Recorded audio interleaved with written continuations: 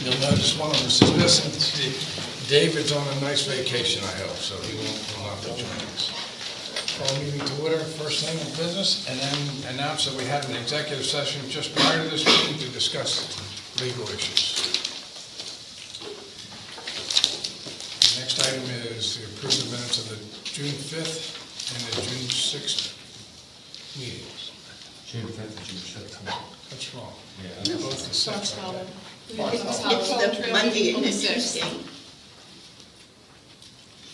We had our whole meeting on the 5th and on the 6th, the Was that- Tuesday. We I had thought there Oh, was the a- right, now the trail, Yeah, okay, didn't realize it was more meeting. Okay, so I need Yeah. a motion. please. Yep, I make the motion that the board approve the minutes of June 5th and June 6th, 2017 as submitted. I'll second that. Any comments from the audience? It does beg the question as to whether you had read them, but I won't raise it. I read them today. I guarantee you. You Just can- didn't pay attention to Where's the all- dates. What's that? He didn't pay attention to the dates or the content. It's all right, I'm not mentioning. All those in favor? Aye. Next is the police report. Good evening. During the month of May, the police department responded to 186 calls for service, including the following: the arrest of a 19-year-old male for underage drinking and harassment after police responded to a disturbance in the 2300 block of Conestoga Road, and the arrest of a 21-year-old male for theft by deception and receiving stolen property in the 1000 block of Pottstown Pike. Thank you. Thank you, Mike. That was a pretty slow one. Slow one. Okay, next is the approval of the bills list. The township bills list this period is $58,639.89. The reimbursable bills list is $4,419.75. And the subdivision utility plant bills list is $11,910.59. All three combined for a total of $74,970.23. I move that the board approve the bills list dated June 19th, 2017, with a total amount of $74,970.23. Second. Any comments from the audience? Is this Westminster Township? All those in favor? Aye.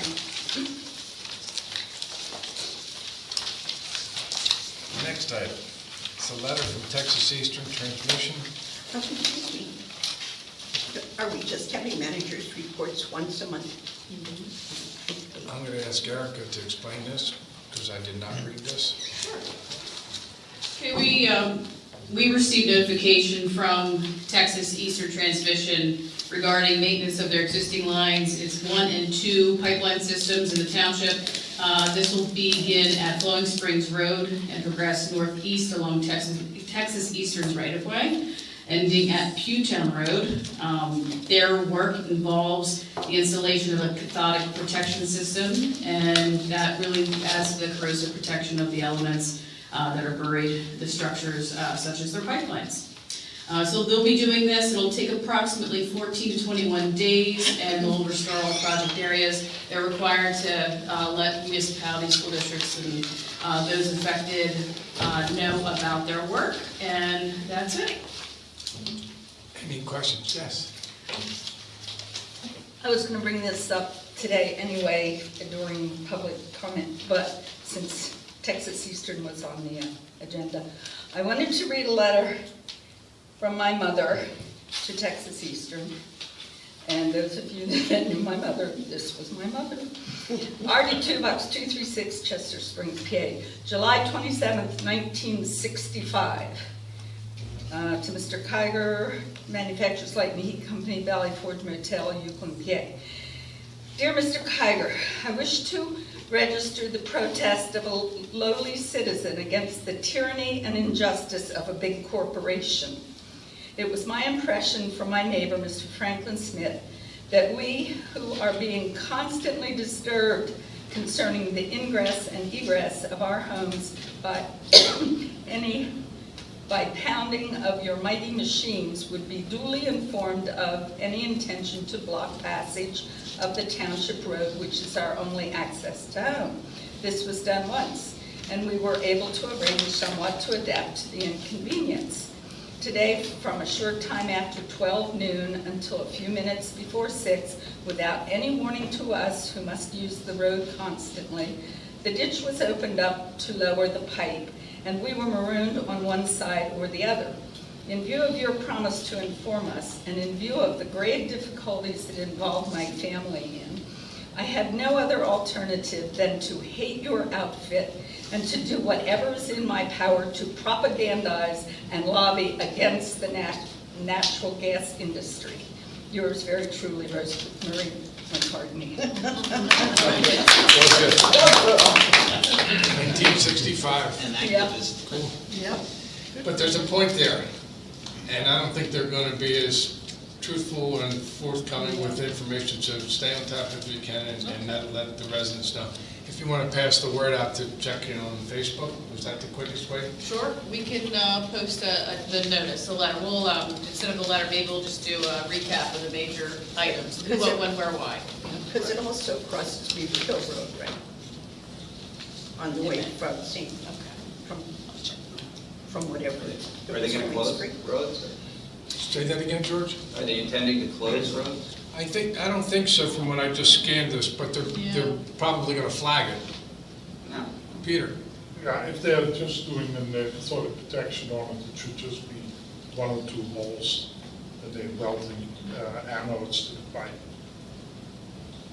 They're going to bury cable along the pipe, correct? So Right. Which probably doesn't take a backhoe to do, but who knows?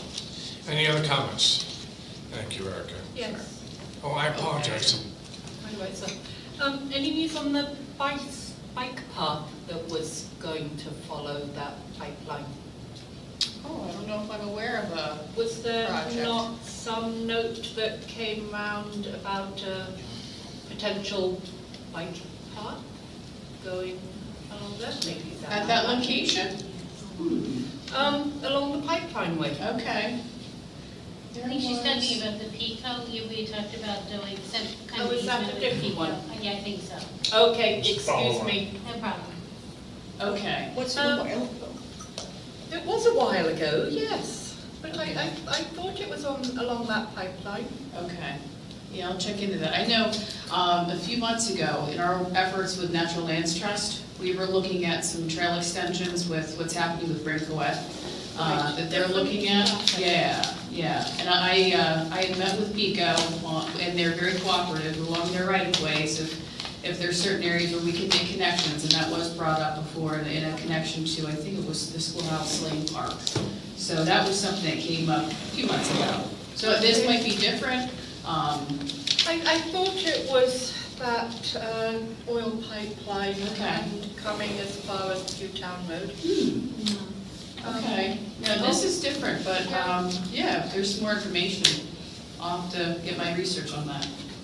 Let us know next meeting. Brian? If you look on the multimodal plan on the maps on it, it shows a proposed trail of undetermined type, I don't think it's specified, right along the pipeline right-of-way easement. But the issue that was never addressed inside the multimodal hearings or discussions was that, you know, the easement is there for the purpose of the pipeline. And people just walking along it or using it for other purposes, it gets into a sticky legal issue that you basically need a new easement to use it as a trail. So I think that may be what the lady is mentioning is, it did show up, if you look on the maps for the multimodal, it shows up on there, but trying to use pipeline easements for trails, it's a sticky issue, and it's similar to the one that showed up when people tried to take abandoned railroad right-of-way and turn them into trails, and people said, hold it, it's for a railroad, not for a trail. So just, you know, I think where to look. Sarah? The issue is needing to get permission from each of the homeowners. Mm-hmm. Any other comments? Thank you, Erica. Next is an extension request from the Canavia Development. I make a motion to grant the extension to Navy Land Development Plan for Eagle Farm until September 30th, 2017. No, Wait, Eagle Eagle Farm. Farm? Eagle Farm. Oh, Not right. it says Eagle Farm. It does. Oh, please, don't It's do for the it. Canadian land development. Navy Land Development Plan until September 30th, Okay. 2017.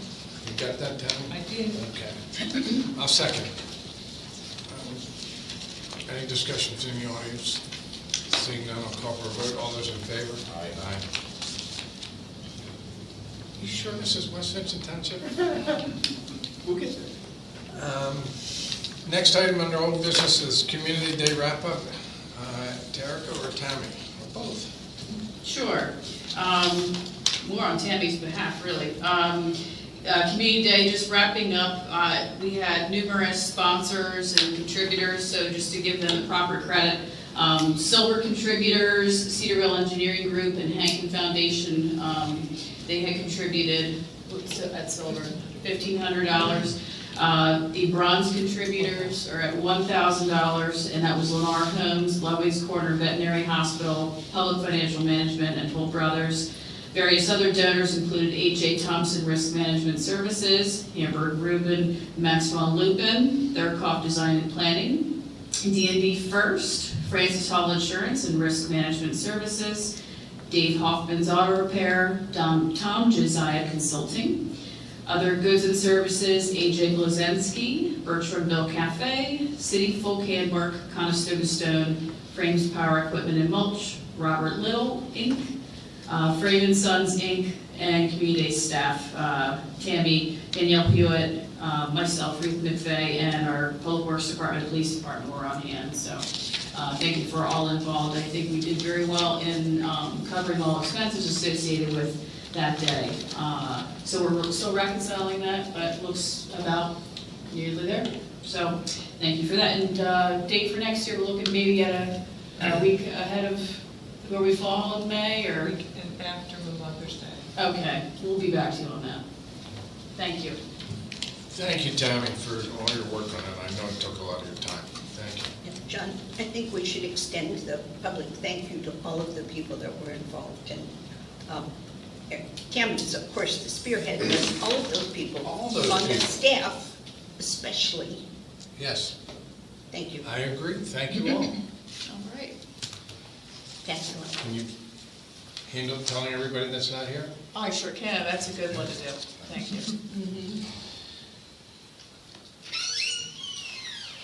Next is the hearing to consider ordinance 177-2017. Joe, you want to let us know what this is about?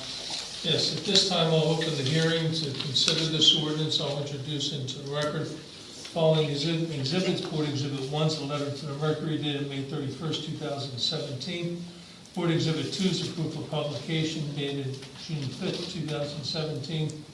Board Exhibit 3 is the testimony sent to the Law Library, May 31st, 2017. Board Exhibit 4 is the ordinance itself. Board Exhibit 5 is the legal notice. This ordinance brings you more into compliance with what other townships and boroughs do. In your sewer system, in your ordinances, we are assigning the responsibility of the grinder pump to the homeowner versus the township. And also the responsibility for the lateral to the homeowner instead of the township, except for when it enters the right-of-way. Anything that comes into a right-of-way, the township's going to be responsible for. Anything outside of the right-of-way, the homeowner's responsible for. This is what's done everywhere I'm aware of. Your ordinance is read the opposite, I don't know why. And it became an issue when the potential bidders looked at acquiring our system, and they brought to our attention that this is directly the opposite of the norm.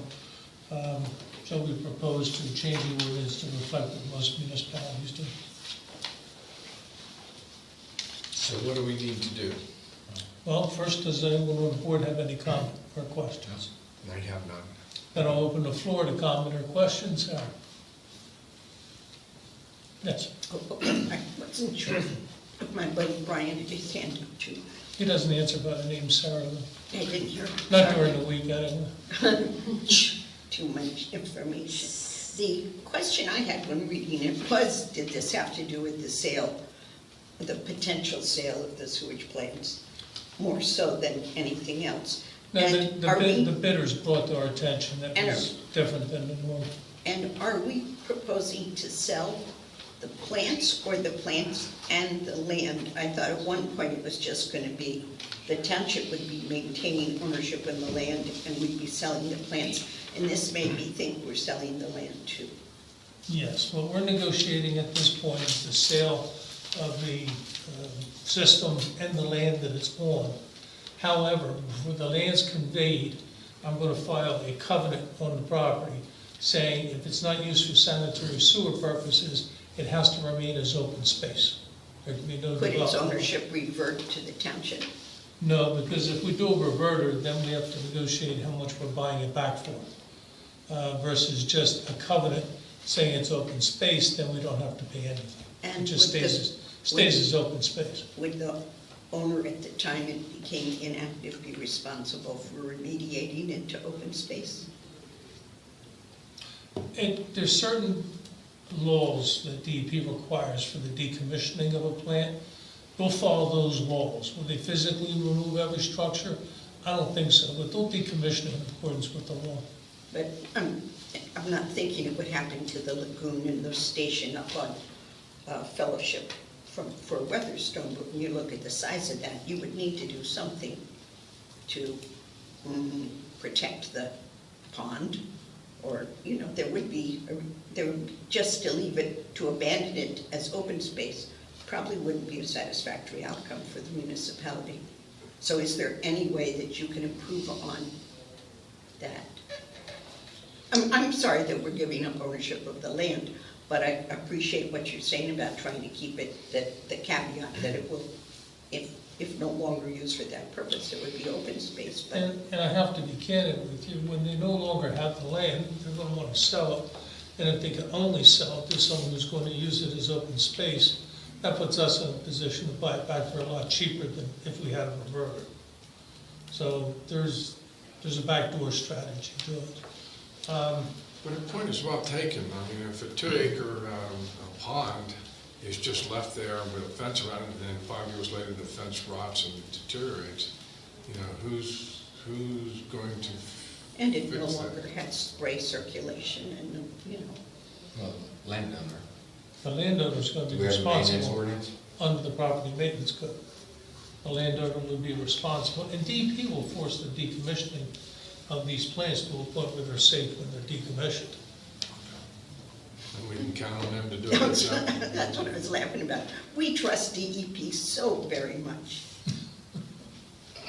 Well, I know Kip does. Sorry, you snuck in late, you get picked on. But so, Any other comments? is this, Yes. Yeah, it was a question for Joe. Be it that I'm new to the township and I'm not aware of how many people are really hooked up to the sewer system as opposed to their septic system. If it's a small amount, it doesn't matter, but if these people have assumed that the township owned had responsibility for the laterals all along, are they grandfathered in, or do they immediately become responsible for them? And are they aware of what would be needed of them in case something is to go disarray?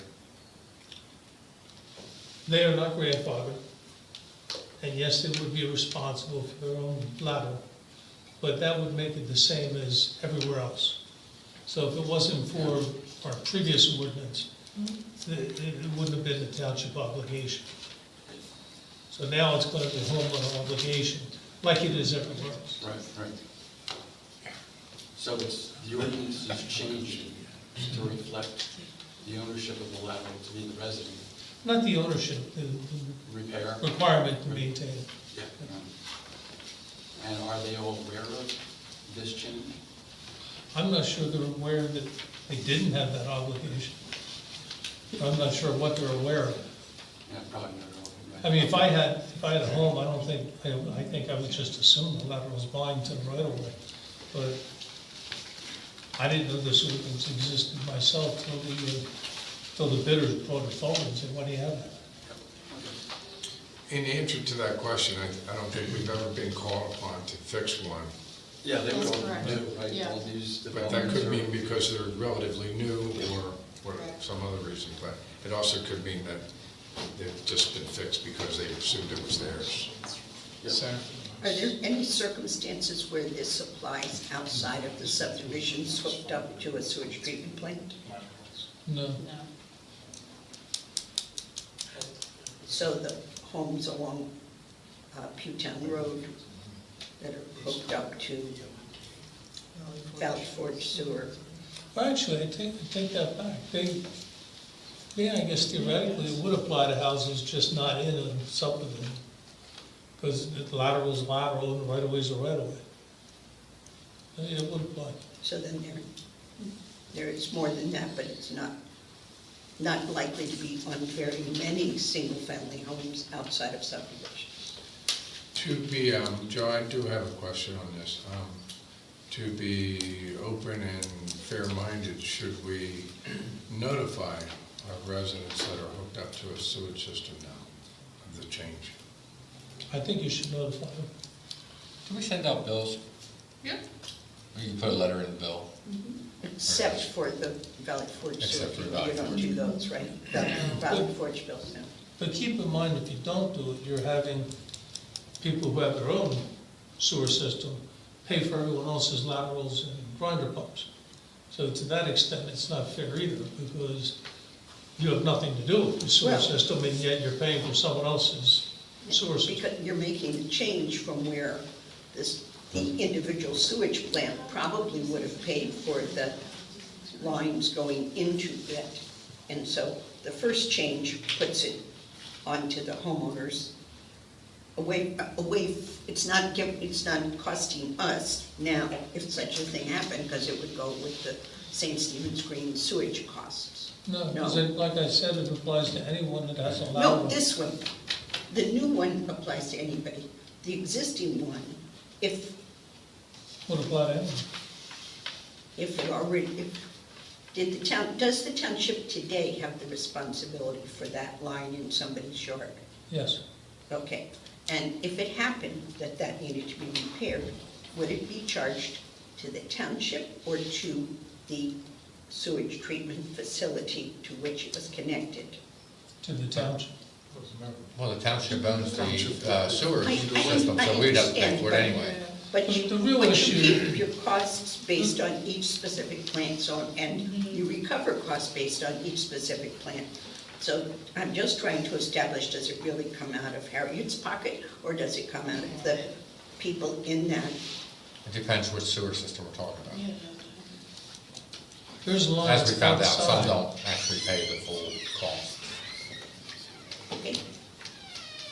So we're gonna put. And the real issue is grinder pumps. The laterals are not generally much of a problem. From time to time, grinder pumps will break. And there are no private lot grinder pumps. There's what? Do I have a grinder pump on my property, on a private? I don't know Not if you have, connected. I don't know if you have any I mean, I know I'm responsible. non-development property that ties into a public sewer. I don't know if you have any of that. Do you have any of that? Yeah, the Pewtown people, Okay, well then it would apply to them. and probably Kimber Bray. So when you're looking for people who you don't send bills to, who you have to notify, I look at Kimber Bray and Pewtown Road below Levenstein. So, any other discussion? Is this still the hearing part, Joe? Yes, and if there's no other public comment, we'll adjourn the hearing, reconvene into the public meeting agenda, and at this point, the ordinance is in a position for your consideration. I make the motion to adopt ordinance 177-2017, clarifying maintenance responsibilities for lateral sewer lines and grinder pumps. I'll second that motion. Any comments from the audience? I recommend that you postpone that decision until you've had a chance to notify those affected and just give them a chance to share their thoughts with you. What do you think? You told me. Sarah. I don't think their thoughts are No, It doesn't matter, right? the water company just sent notices out saying you're responsible. Said, you are, like all utilities, and you're responsible. I don't know that them saying they don't want you to do it is really going to be appropriate, because you're putting a burden on taxpayers that are not their obligation. I agree with Joe. Your thought process is to be commended, because you want to be fair and open and give people an opportunity to object or not object or whatever, 2 cents. But in this case, I don't think it's going to make much matter one way or the other. But does the timing matter? If we put it off another 2 weeks, does it matter? I have to re-advertise. No. It's only $150. No, we have 2 advertisements, right? No, on this particular ordinance, there's only one. Only one. Do you have an opinion, Erica? I mean, I understand the idea, notifying everyone. I think that there's definitely residents that aren't aware of the provisions today. And, I think this change is to their benefit. So, I mean, we can do that, but again, I don't know if it'll change much. I'm prepared to make a vote tonight.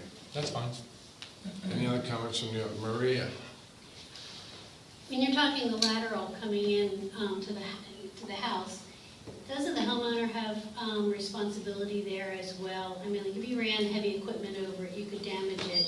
Why would that be a taxpayer burden? That's why we're I ready. agree, and I just think that, I agree with Joe that in every other municipality that I've ever been involved with, the lateral is always goes to the homeowner, it's on their property. I don't think that this is a big thing that you have to burn a ton of brain cells on. No, but it's a change, and it's just notification to be upfront for the citizens. In this case, I agree with you, though. Peter? Giving the ownership to the homeowner also makes them more responsible that Exactly. when they have a blockage in that lateral, that they make a PA1 call first before they get the plumber out to with his rotor-rooter, because the cause of the blockage may very well be a Verizon cable that got drilled through the lateral that is creating the clog, or a gas pipe run through the lateral by accident. And that this is a major issue that is developing in the country with these laterals and other utilities being drilled through them. And as a matter of fact, PA1 Paul has developed a new ticket specifically for that reason, that the plumber can call as being treated as an emergency, and the utilities, typically Pico and Verizon, will come out immediately to check and see if there is any of their facilities over or through that lateral. Erica, can you put that in your letter? Public service announcement. Yeah. No. Sarah? So I Thank you, guess I'm okay with that, with the carefully crafted, gentle letter, because I don't see that everyone is going to see this as a win for the private homeowner. But, and then for those of us who aren't going to get that letter, then probably something in the next newsletter to remind us all about the PA1 call business again with some of the information Peter just provided, so that everybody gets the message, and some people get the extra message that it's your sewage line. The rest of us already have that trouble. Thank you. Okay. That it all? We ready? All right. Any other comments? All those in favor? Aye. Next is a double chip and seal project change order. I move to approve the change order number 1 to Asphalt Industries for steel roller in the total amount of $1,000. I'll second that motion. How did we miss this one? It was a rubber tire roller, and that was the PennDOT spec. And after further review, Mark Hughes, our road foreman, was advised a steel roller could provide better compaction, and so it's $1,000 additional, and that was used, For the yes. Township. For the, yes, yes. Mhm. That includes transportation. Any Yes. comments from the audience? Seeing none, all those in favor? Aye. Next, we have to rescind the paving award. That might. I move to rescind the paving award to Innovative Construction Services for the paving of Horseshoe and Nantmeal, and to re-advertise. Second. Any comments from the audience? Sarah? When the road was closed today, I thought they were already working on Horseshoe Trail. Was that a different reason? The road was closed? Actually, I'm not familiar why the road was closed today. Okay, well, it was closed at Fellowship on Horseshoe. Okay. So I thought the paving had started because it was advertised to start last week, so I thought this was. There's been a lot of Sure. poles being Right, put they're in. doing so much wiring work there. I mean, they had a double crew roll down that road. It was never closed, though. You could always get by. Thank you. And I don't think they could start any of the paving anyway till they get all their wiring and poles and everything done. It's a pretty big project. So when are you? Can Sarah? you provide a little more Sure. context for rescinding that? I thought we were wanting to get this one done. Yes, I can.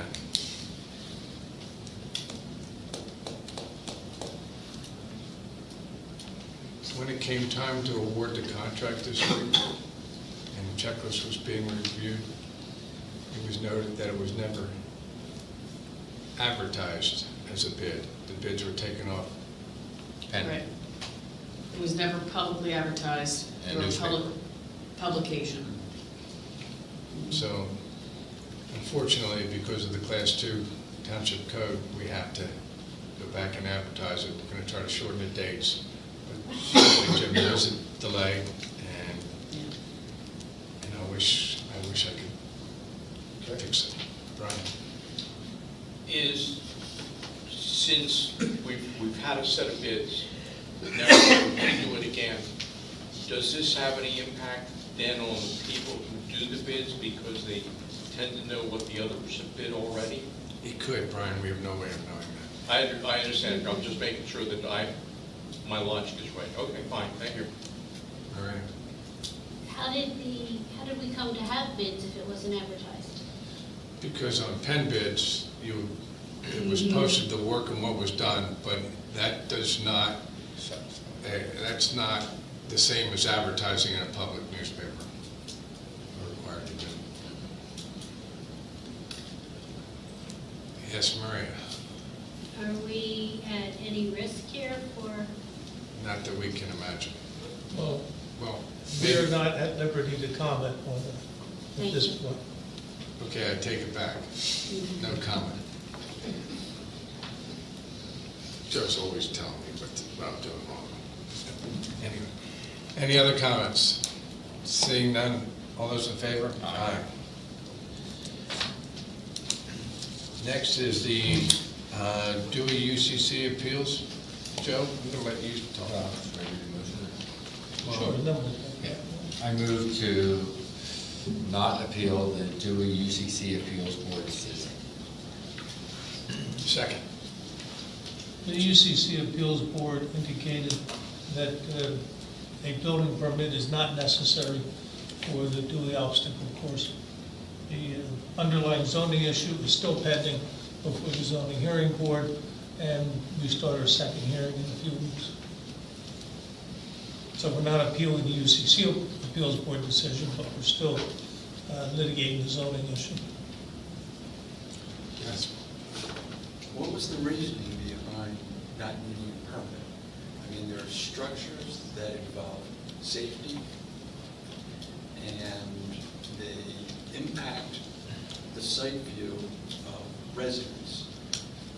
I don't understand how that informed the police. There was a prior minute that had a solicitor's opinion in it, and the opinion of the zoning officer that said a permit's not needed. So that would stand now? And our current zoning officer testified consistent with that at the hearing. It's a matter Made it for a of tough case to interpretation then, Joe. It's what? You're calling it a matter of interpretation of the code, whether. Yeah, Which one it's not as structures clear how of to an issue as you would think it would be. Right, I understand And that, yeah. based on the testimony, I think the appeals board made the correct decision. So, Does it lead you to suggest an improvement to our zoning ordinance that would uncloud that issue in the future? That's a building code issue, not a zoning issue. We already took care of the zoning issue on that. recreational. Right. It sounded like it was more, I'm not following that. You mean the previous definition changes Yeah, about we changed that, what? impact? When I first started. Right, but that was just the definitions of levels of low, medium, and high Correct. impact recreation. Which would not So allow if that. that had been in place, then it wouldn't have been allowed, or a building permit would have been required. If that had been in place, a building permit may not have been required, but our zoning case would be a whole lot stronger. Because that's a zoning ordinance. Has nothing to do with whether a building permit's required. So what regulates whether a building permit is required?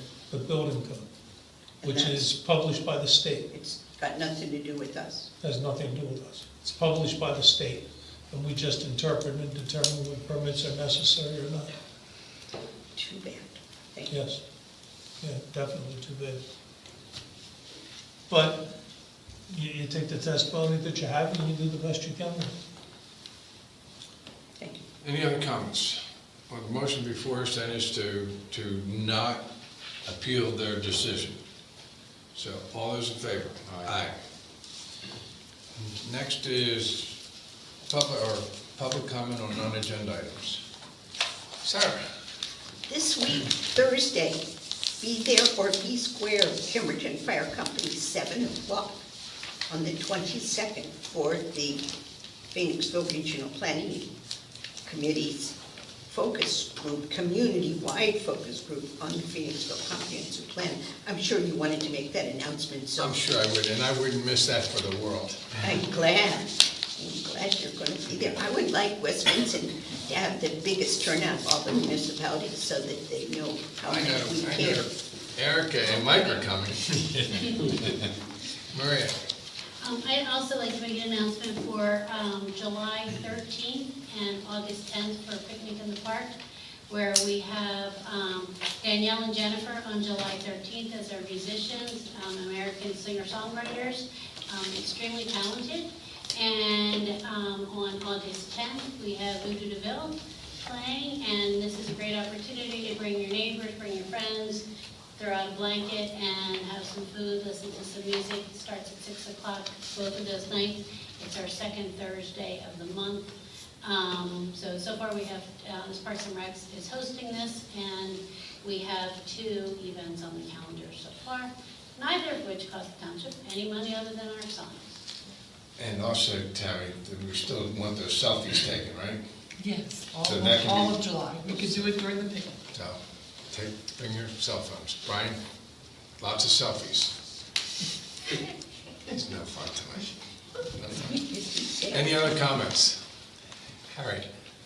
I have 2.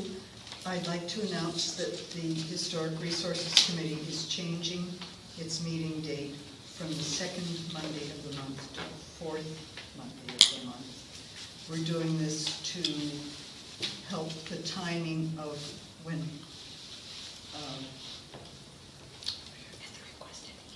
well, it's at the request of the AAC because they want to be able to get from us a recommendation to a plan that's come in front of us.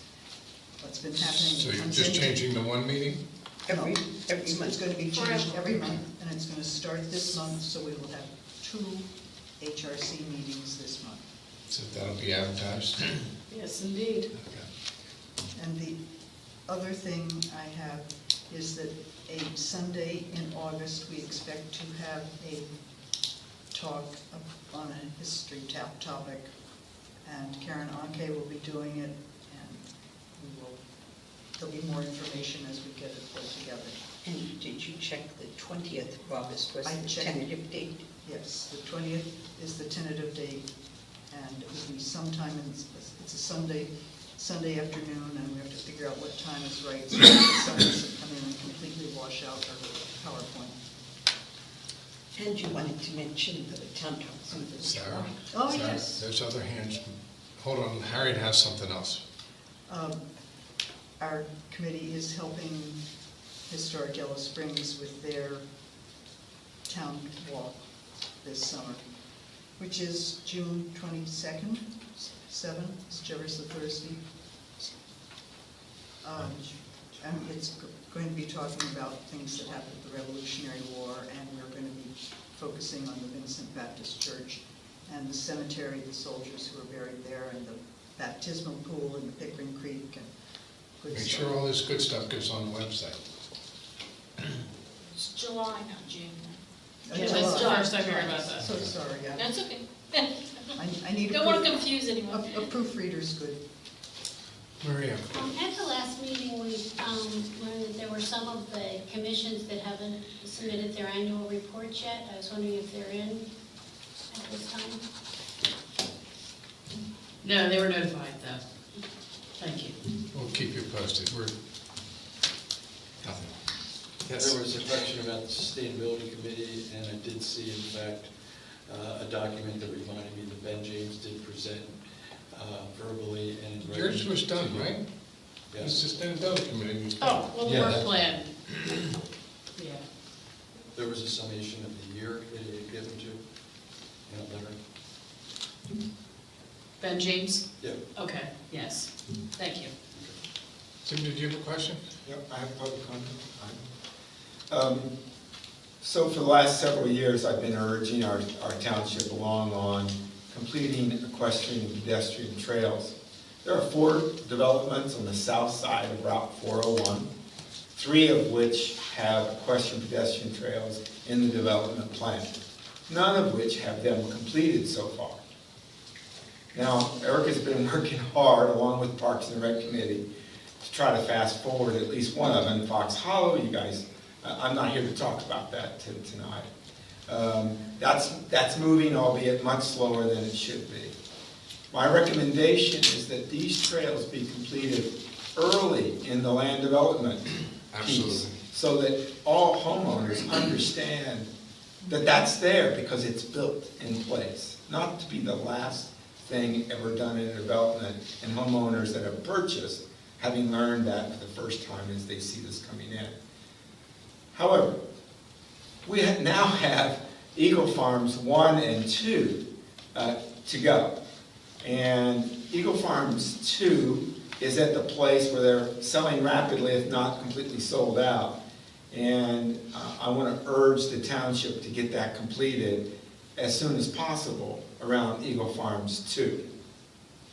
And we had a goal in January when Parks and Rec and Eric and team talked about this, a goal of getting that done before the summer. We're in June. So that's moved quite rapidly, and the sales of their houses have moved completely during that time period. So Eric can give an update on where that stands. That's Eagle Farms 2. But Eagle Farms 1 is an interesting story, because the more that I've asked questions about this, the more I've learned that what I thought occurred during dedication seemingly is not quite as I thought. You see, about a year ago, that was fully dedicated. Roads were dedicated at a Board of Supervisors meeting. At that time, I asked specifically, and I was told at the time, no, that's not part of this dedication, because the money is set aside for roads and things. I thought that meant everything had been done according to the development plan. Apparently not. And Eagle Farms 1 does not have the pedestrian trail as outlined in the development plan. And I'd like to ask the township and the board to relook at that. Now, recently, we received documents from Toll Brothers on Eagle Farms 2 that referenced all of Eagle Farms. and referenced that they had indeed dedicated the trail space. But then they realized that the document they just provided Planning Commission was in error, and that that's not their intention. You see why this is troubling is, if you really don't want a trail, and you don't want to change the development plan, you just fail to turn the land over in dedication, and then you can control it and not complete it as designed. And it appears to me like that's where we're at right now with Eagle Farms 1, because it's all done in terms of the development, but the trail was never put in. And I'm not aware that this board ever changed the development plan. I don't think so either. So I have two questions I need your help on. One, a big concern that Jim just mentioned was allowing the development to continue, and putting in the trail almost as an afterthought is difficult at best, because a lot of the residents all of a sudden don't want it, or whatever. Anyway, so is there some way to put that in the package and require the developer to do that, at some other point, 25% complete, or can that be done? And the second thing is, how can we get this, with working with Erica, figuring out where we stand on Eagle Farms 1?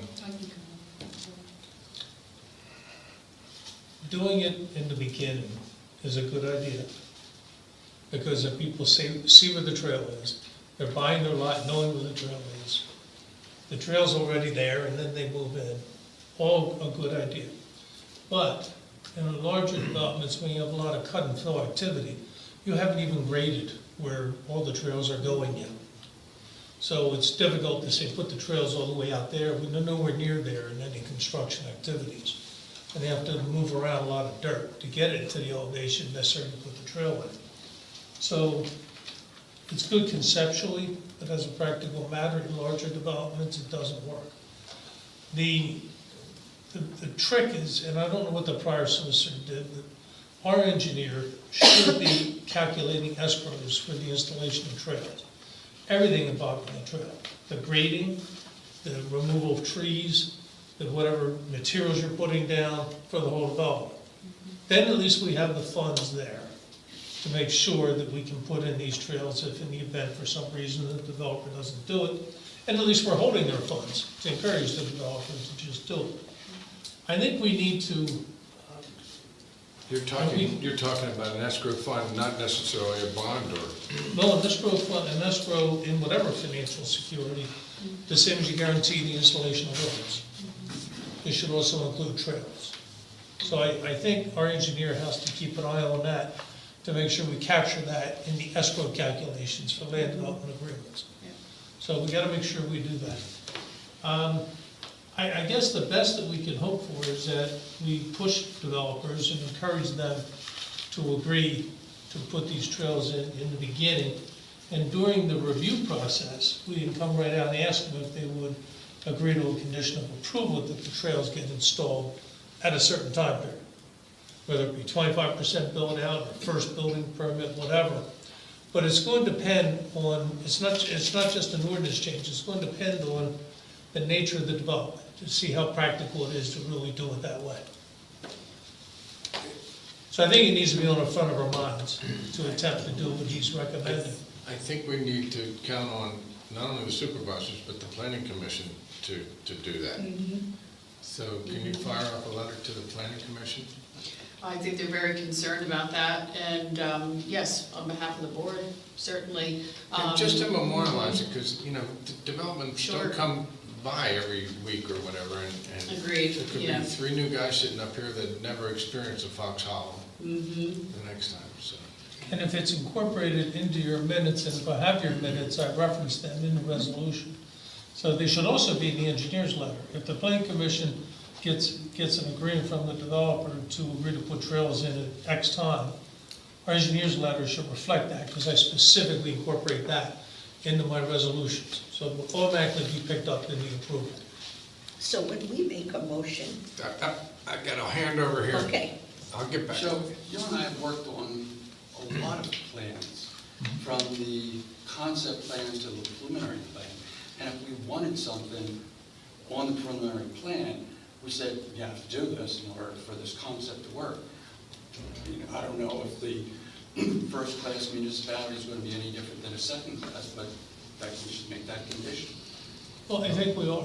I think we're talking about doing that as a condition rather than an ordinance. Because an ordinance just says, here's what you have to do. It doesn't look at the practicality of construction activities on a site. But when you have a particular development in front of you, and you know the details of it, they know their cut and fill activity, they know their staging areas, you can say, we want these trails put in at X time, 25% build out, first building permit, whatever we come up with, and then we'll make that a condition of the approval. That's what I'm recommending. Yeah. So if it's in the front of our minds at the plan commission level, and you come up with something, the engineer should be putting that in his review letter, and then I'll pick that up for the resolution. But the key point is the escrow funds. That's the key. And that is true. Piece to this. And you have everything else Both. now, it's Yeah. just that they don't do Yeah, it. but enough, I'm sorry for jumping. Enough so that it's going to cover the cost of the township doing what they're supposed to do. Right. Yeah, it Plus should cover that 20%. cost, not just a percentage, but the whole cost. But I can tell you firsthand from both the municipal and the applicant side, even on my own personal lot, if those trails aren't clearly depicted, people think they can just make them go away. No, I bet they start dumping their debris or excess firewood over there. Yeah. Sarah? So does this mean that we should ask the engineer to revise his letter with any comments that come out of our discussion in the planning commission? So to be sure that when you write up the condition that says, and in accordance with the engineer's comments, because we put a motion in last week that was something engineer comments and those of the planning commission, but maybe they never get passed on because they're just from the planning commission, they're not in the engineer's letter, so do we need to get? Our engineer is at the planning commission meetings. Yes. So that's why I suggest our engineer. In some townships, So- I'm also at the planning commission meeting, I would just pick it up at the same time. But Right. because he's there and I'm not, make sure he picks it up in his review letter, and then I know I have it. But at this last meeting, we had the engineer's review letter, Right. and we were getting clarification and some understanding with the developer. And so, Then you should reissue the letter. so we because- should ask our engineer specifically to include additional comments in his letter if we want to make sure they're documented for the board. Right, then I know I'm picking it up. Okay. Thank you for bringing that up, Jim. Yes. Can you come back to the last issue, which is what are we going to do about Eagle Farms 1? Having not dedicated the land as intended, as outlined in the development plan. There's legal documents, the 2013 document with Toll Brothers says so. They just referenced it with a document that they turned the land over, but they didn't actually do that. What are we going to do about that part? Can you comment on that, or? Well, for Eagle Farms 1, in talking with the solicitor for Toll Brothers, Allison Zero, she was walking me through this because of fire station and the, many iterations of that. And the Greenway Stewardship Guide that was submitted for Sunderland Avenue does reference the contemplation that the trails would be dedicated to the township. And if so, the township would take on the maintenance, and this is the maintenance plan. In talking with her about Eagle Farms 1, she has stated they were offered for dedication to the township, they were not accepted, the trails. The roads were, that kind of thing, that's what, I looked at the research on this. The trails were not. The trails are now HOA, and that's that. So the project has gone for phase 1. So that's where we stand with phase 1.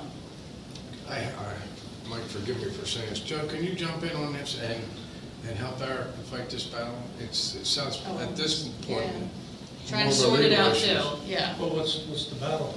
The The battle HOA is- has it now, right? Right. So it's their responsibility.